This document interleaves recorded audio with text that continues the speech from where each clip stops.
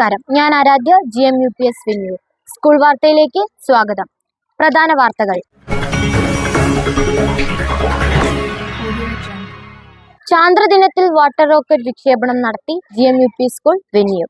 ശാസ്ത്ര ക്ലബിന്റെ നേതൃത്വത്തിൽ നടത്തിയ ചാന്ദ്രദിനാചരണ പരിപാടിയിലാണ് കുട്ടികൾ വാട്ടർ റോക്കറ്റ് നിർമ്മിച്ച് 300 അടിയോളം ഉയരത്തിൽ വിക്ഷേപിച്ചത്. മാനവ ചരിത്രത്തിൽ വലിയ കുതിച്ചുചാട്ടത്തിന് തുടക്കം കുറിച്ച ദിനത്തിൽ തന്നെ റോക്കറ്റ് വിക്ഷേപണം നടത്താൻ സാധിച്ചതിന്റെ ആഹ്ലാദത്തിലാണ് വിദ്യാർത്ഥികളും അധ്യാപകരും. ഒരു റിപ്പോർട്ട്.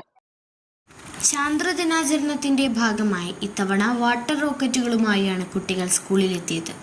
റോക്കറ്റുകൾ വിക്ഷേപിക്കാൻ ഗ്രൗണ്ടിൽ PVC പൈപ്പ് കൊണ്ട് നിർമ്മിച്ച പ്രത്യേക സംവിധാനം ഒരുക്കിയിരുന്നു.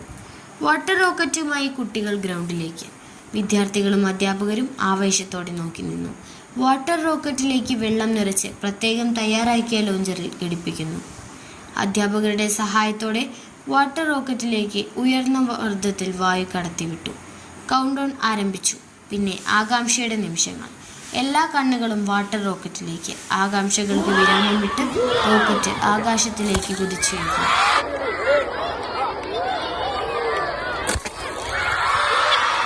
എങ്ങും നിറഞ്ഞ കയ്യടി. പ്ലാസ്റ്റിക് ബോട്ടിലും കാർഡ്ബോർഡും കൊണ്ടാണ് വാട്ടർ റോക്കറ്റിന്റെ നിർമ്മാണം. ലോഞ്ചർ നിർമ്മിച്ചിരിക്കുന്നത് PVC പൈപ്പ് കൊണ്ടാണ്. 1/2 ലിറ്റർ വെള്ളമാണ് റോക്കറ്റിൽ നിറച്ചിരിക്കുന്നത്.